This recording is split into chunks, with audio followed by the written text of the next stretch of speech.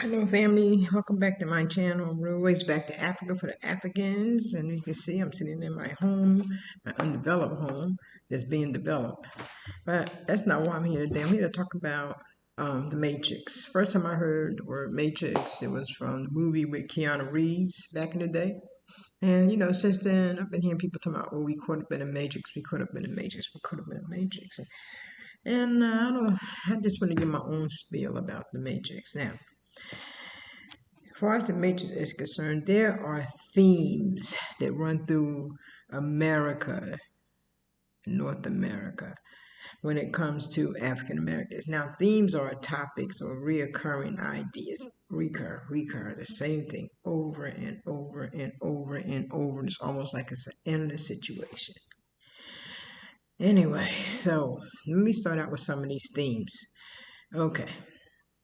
Now, these themes for us started way before 1619, but I'm just going to focus on 1619. And I'm going to focus on African Americans because that's who I am, and I'm from the U.S., and I know that history better than I know any other of our people's history throughout the diaspora. So, when we talk about themes, let's start with when they first came here.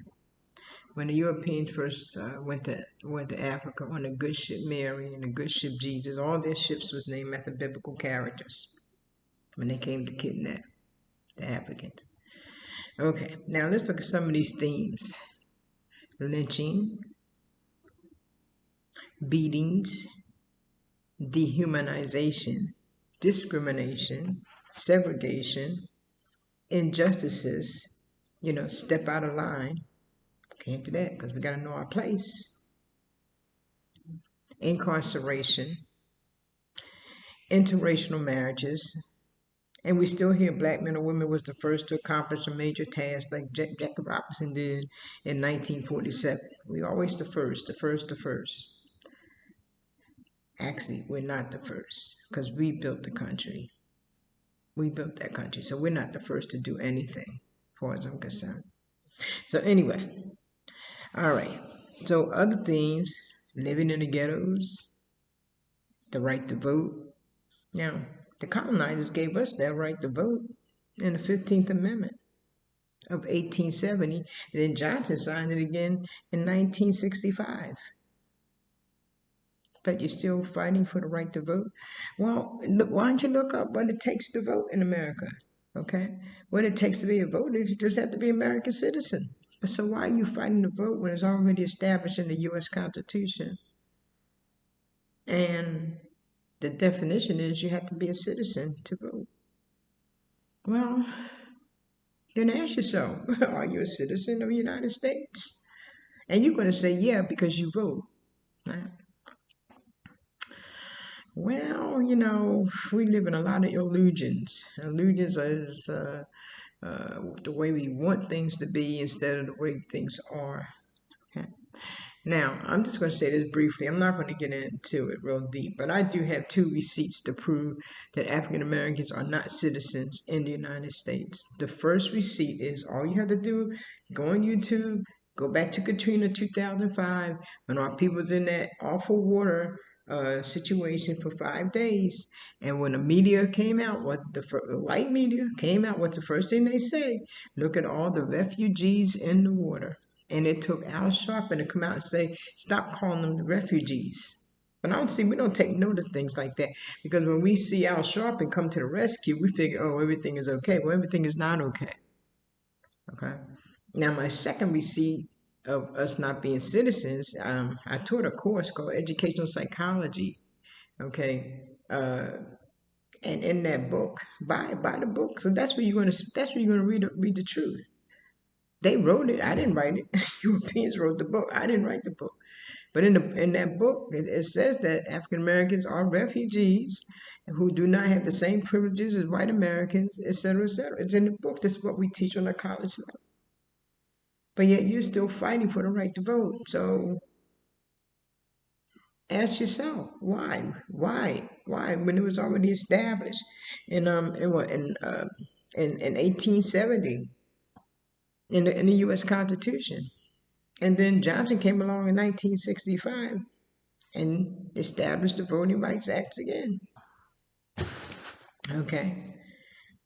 The 13th Amendment abolished slavery, except if we incarcerated, and we are incarcerated.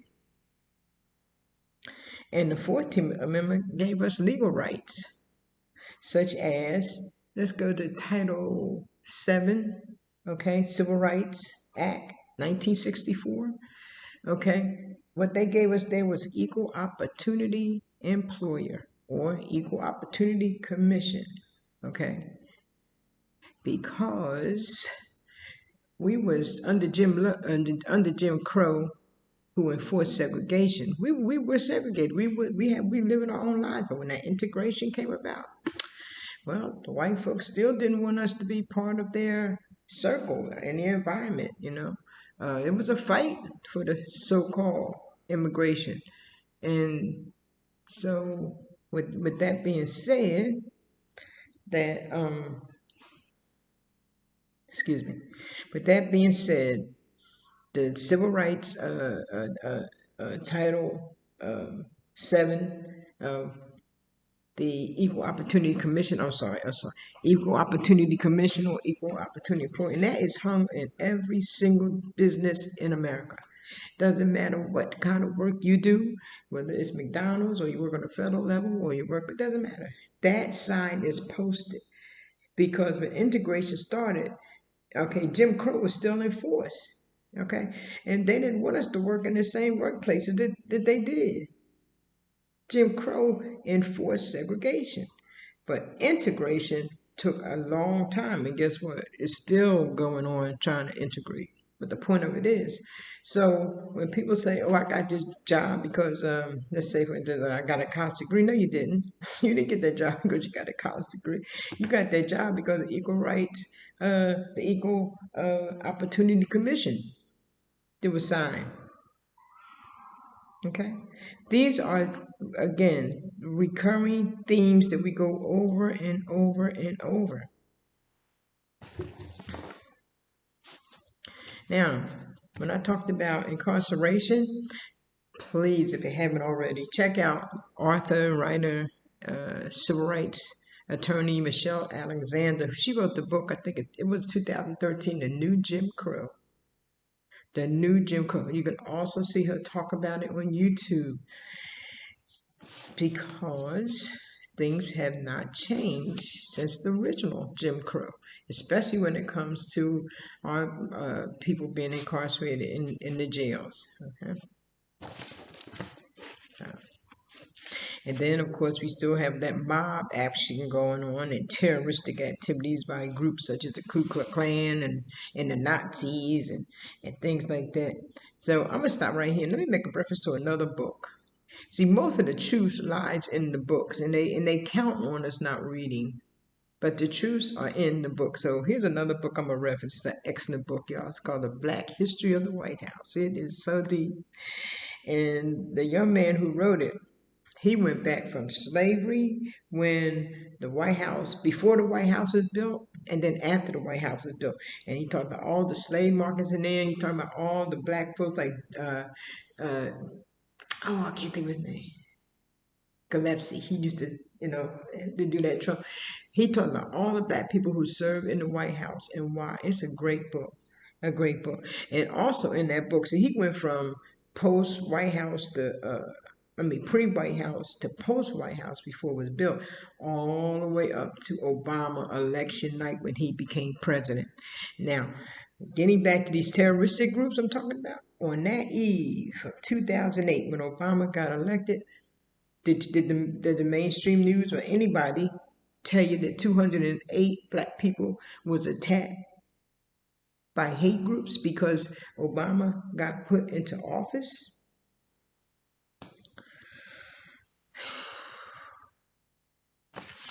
You gotta read. They count when you're not reading.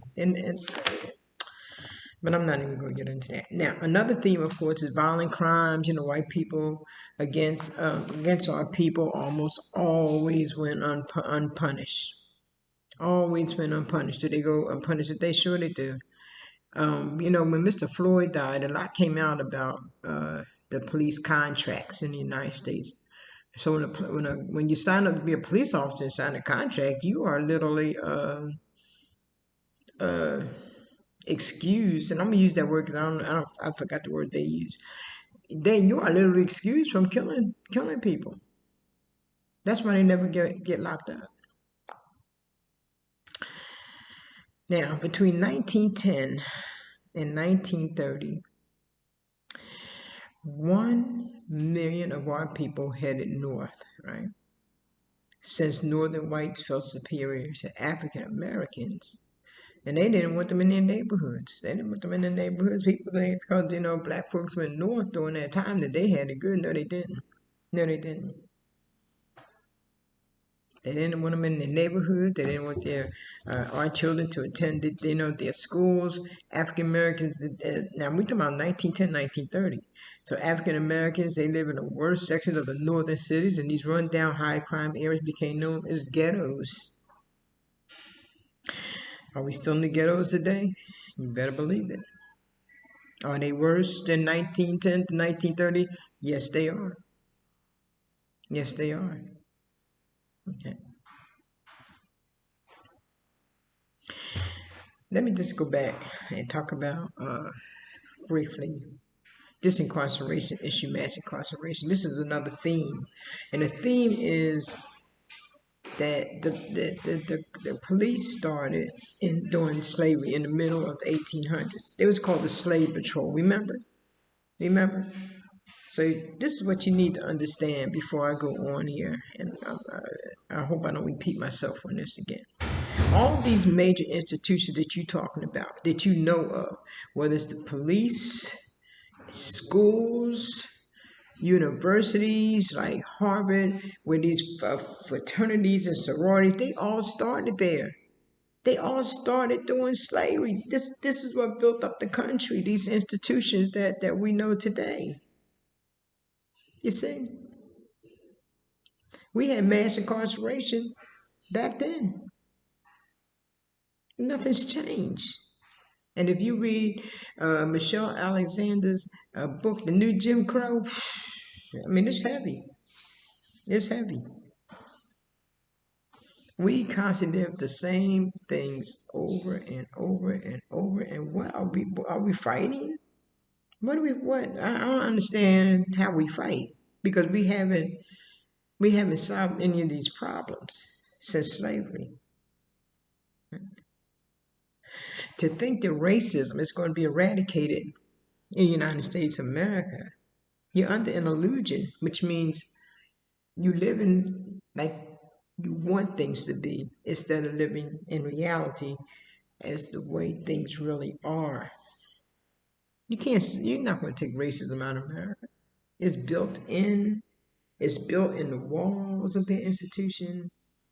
It's built in the policies of the institution and the people, the lineages of people, okay, who inherit their positions from slavery. Police officers, well, my mother was an officer, my father was an officer, my uncle was yeah, because that's all generational. You have people who's sitting in Congress today whose relatives sign off on the United States Constitution, who sign off on the Bill of Rights. It's intergenerational. It's handed down. The ideas are handed down to all of us.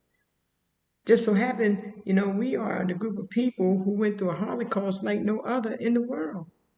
And the people who control those policies are in Congress. Because they're holding on to those ideas that their ancestors had during slavery. This is what you have to understand. It's intergenerational. It's intergenerational. Ideas are passed down from people to people to people, and we keep passing down these themes to our children. Our parents pass them down to us. Their parents pass. Why? Because they all been through that Holocaust. They've been through the Holocaust. Of course, and the ghettos of America, we still in there. I came from the ghetto. Before I came to Africa, I was living in the ghetto. I felt comfortable. And I know that sounds bizarre, but if you know the history, if you know our history, that what we went through in America, you may be second, you may think again about where you want to live. I want to be around my people. That's the bottom line. But I'm not going to go any further than that. Now, so with the high crime, they became known as ghettos. Now, 1954, Brown versus the Board of Education. And it was described as a stunning victory. Stunning victory because it made segregation illegal in the public school system. Now, the real game plan was they're smart. I'm telling you, they're very clever. Europeans are very, very clever. They, sometimes when you're emotional, like we were and we are, you don't hear everything when you're really, really emotional. So I'm sure at that point in time, 1954, during Brown versus Board of Education, black people heard, oh wow, okay, so it's illegal now. We can go to public school to white people. But here's what they did. The court had not required public schools to desegregate by a specific date. Let me say that again. The courts did not require public schools to desegregate by a specific date. Okay, which means that it's more segregated now in America's school system than it was in 1954 when they made Brown versus Board of Education, legal. Nothing's changed. And let me tell you what else they did. Not only did they not give a specific date for desegregation, they did not direct them as to how they would achieve desegregation. How they was going to achieve desegregation. Here, how? How are they going to bring us all together, whites and blacks? How are they going to do that? How are they going to integrate that? Well, they haven't done it. And we're talking about from 1954, so you're talking about well over 60 years now that you've been fighting for, integrated school systems. Same thing has been going on and on and on. Now, let me just say this. Public education, okay, has been segregated since the establishment in most of the South after the Civil War of 1861 to 1965. Segregation, let me say that again. Segregation, since its establishment in most of the South, it was in the South when that was established. Of course it was. That's where slavery, started. It was not until after the Civil War of 1861 to 1965 did that law hold up. That's a long time. Now, listen to what I'm saying, okay? Public education been segregated since its establishment in most of the South after the Civil War. That's when segregation started, right? After the Civil War, 1861 to 1965. But didn't I just tell you in 1954, Brown versus Board of Education said it was no longer legal to have segregation in public schools, but this was still going on from 1861 to 1965. You have to. I guess we have to ask ourselves questions, African Americans. How do we fight? I mean, who sits at the table for us and represent us with all these issues that have been recurring over and over and over and over and over since we've been in America? And I'm gonna stop right here and say that I got most of my facts from this book. Now it's going to make look upside down to you, but the Civil Rights Movement in America, what's this? Conversations of Freedom, and the author is Elaine Alandu. And you can see it's not even a thick book. Okay, you can read it in an hour. But I just want you to know this is where I got all my little facts from. Okay, so they didn't tell him. They didn't give him a date to when desegregation should have stopped, and they darn sure didn't tell them how they would achieve desegregation. And I'm quite sure there's many themes. I'm quite sure there are many, many, many more themes. You have a home. It has been distorted. It has been ignored. It has been devastated by people all over the world. Africa is Africa. It's such a it's just a distant thought in your mind. Africa. Because when you think of Africa, what you think about National Geographic or BCC, the shows us the Nature Channel, the nature that's going on in Africa. We have a home like no other. It was the first civilization that the Most High created. You gotta feel proud about that. You should feel proud about that. It's the most powerful continent on the planet. You gotta feel good about that. Our ancient ancestors created everything from science to math. And during Africa's ancient civilization, they had universities. Come on. I know a lot of you know this. So please don't feel insulted because I'm repeating it. Because there's so many people who don't know. So many of our people don't know. They didn't have outdoor toilets. What?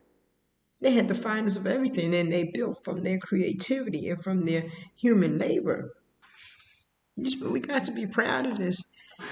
We have to be proud of where we come from, for better or worse. Because if you're not here, if you're not in Africa, you are on foreign land. That's why you can't vote. That's why you're always going to have this fight to vote. They know it. Oh, they give you the illusion that you can vote. Oh, here we go. You stand in a long line. Da, da, da, da. But what comes out of it for you? Have your neighborhoods changed? Have desegregation changed? Has mass incarceration changed because you've been voting? What?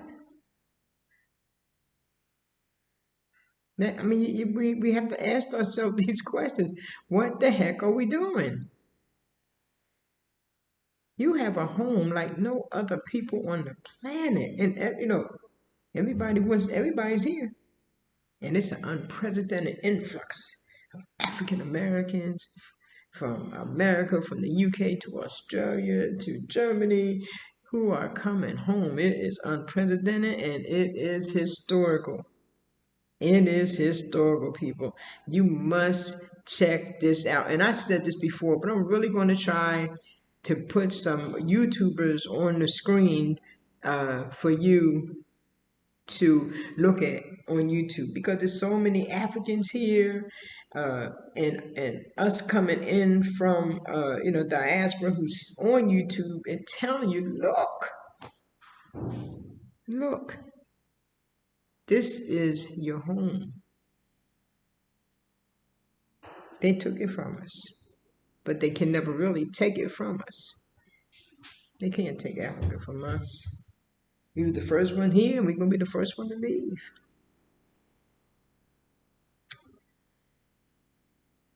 I am so proud to be African.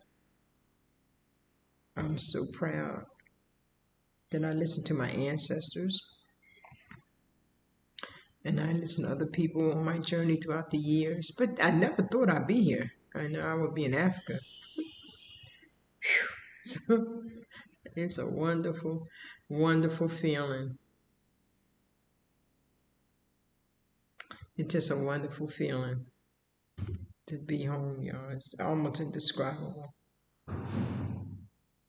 But anyway, it's not even anyway. You need to come home, even if you just want to come and look at it. Just come see where you come from. Don't you want to know where you come from? Everybody on the planet can go back where they came from, and now you can too. There's no excuses. And if you're not ready mentally, go on YouTube and check us out. Hear what we're saying. Look at the beauty of Africa and look at what we're showing you. And hey, YouTube ain't gonna lie. It is what it is, okay? You got them coming here from 19 years old to 90 years old. And I hear people say on YouTube to the audience that you should plan before you come to Africa. I'm not going to tell you the plan. And God, I know I didn't plan. I didn't plan. I never planned anything. I'm going to say you're going to follow your spirit. Because that's what a lot of people do when they're African Americans and others from the diaspora. It's a spiritual discovery. And when you come here, see this is what I'm saying, I can't tell you the plan because so many people have been come to Africa, whatever country, the Congo, Ghana, Senegal, Togo, wherever. They are coming. We are coming in. We done broke down the wall. We just coming in up in here. So it don't matter which country you choose to go to. It might be one. It's probably going to be one. Then you're going to say, "Wow." You just going to feel it. You just going to. It's a spiritual lifting. I'm telling you. I'm not going to tell you the plan. No, just come and follow your mind. You're going to follow your spirit. The 19-year-old, one of them I follow, is called Mark Meets Africa. Young 19-year-old from the United States. I think he's in Tanzania. Pretty sure. Mark Meets Africa. But anyway, so here's what happened. And so many people was unaware, but a lot more people was aware that in 2019, the president of Ghana opened up the doors for us to return, quote, home. In 2018, the president went around the world and throughout the diaspora and told black people to come back home. Come back home. First time in world history that a leader ever tell us to come home. And he said what happened will never happen again to us. Wow. And then, because like I said, I started coming here in 2016. By 2017, 18, 19, man, they was giving out dual citizenship. And you can still get it today. You can become a citizen of Ghana, Uganda, Rwanda. They all now are telling us to come home. So in 2019, that's exactly what we did. I was already here visiting, but you had politician Nancy Pelosi, all of them coming up in here. Then there's wearing these scarves, kente cloth, which is the main cloth here in Ghana that they make. Beautiful cloth. You had what's that rapper name? T.I. You had Danny Glover. You had millions on top of millions. And this was for the whole year of 2019. For 2019, this was the whole year. Okay. They partied every day. They partied every single day. You have a home that comes, and then people, you hear black people be talking, oh, but they only want our money. Nobody wants our money more in the United States. There's no reason for you to be working 2, 3, 4 jobs to pay rent. And now I'm hearing if you're making $7.24 an hour, you can't even afford an apartment. So who wants your money? Everybody wants your money. Everybody wants your money. But here, I got so much more for my money. Because your money goes further when you're away from capitalism. Even if you go to South America, you go to Mexico, it's the money is going to expand. Let me say this right now, the monetary rate in Ghana is 5.7. So you multiply 5.7 times 1,000 US dollars, that's 5,700 of Ghana money that you get here. See, all you got to do is get the plane ticket. That's all you have to do. Even if you bring 500 US dollars here, I think that's when you go out to 2,500 US, no, 2,500 CD, which is the name of their money, CD, CEDI. The money goes far here. And then if you do have something like a house, nobody going to take it from you. It's yours and there's no taxes. You buy land, it's yours and no taxes. Nobody can ever take it. Once it's yours, it's yours. The food is great. It's not processed. Oh, I just love the food, y'all. I used to be a vegan before I came here. I'm not a vegan anymore because it's different. It's not processed. It's fresh. I've lost weight. I haven't even been dealing with the weight, but I just noticed some of my clothes have got bigger since, whoa, the food is unbelievable. not processed. Now, they have European, Chinese restaurants and all that stuff that you're used to in the West, but I don't deal with that. I'm down with my people. Down with my people. I love it. So I'm just saying, come home. I'm saying, just come home. You are in the matrix, and it's very, very difficult to get out.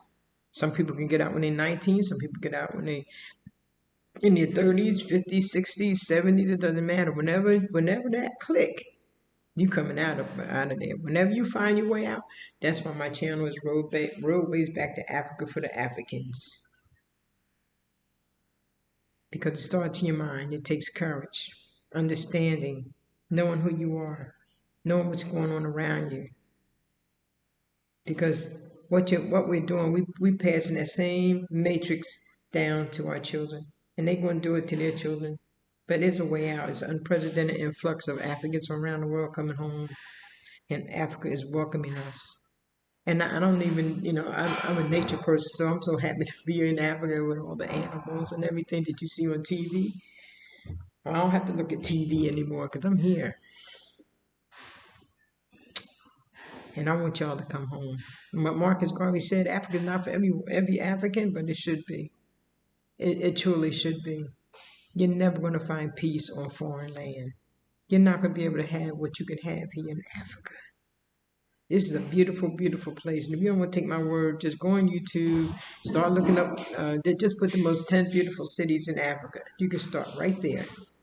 You can start right there. So I'm going to sign off for now. I just wanted to give you my stand on this matrix, and I hope you come out soon, and I hope you continue to follow my channel, Roadways Back to Africa for the Africans, okay? You're locked in here. This is where you're locked in at. All right. All right. Until next time, thank you very much for watching, and I'll see you next time.